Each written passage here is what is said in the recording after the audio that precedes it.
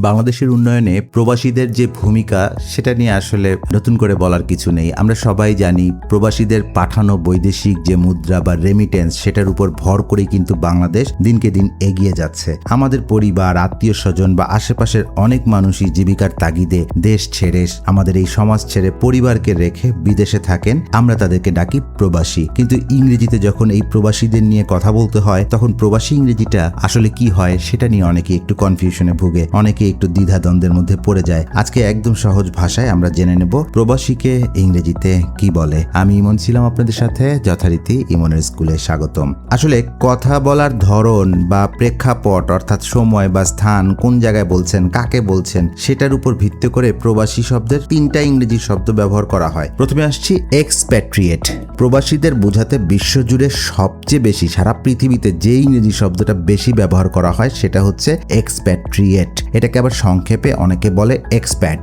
যেমন তিনি একজন প্রবাসী, এটা আমরা বলতে পারি হি ইজ অ্যান এক্সপ্যাট।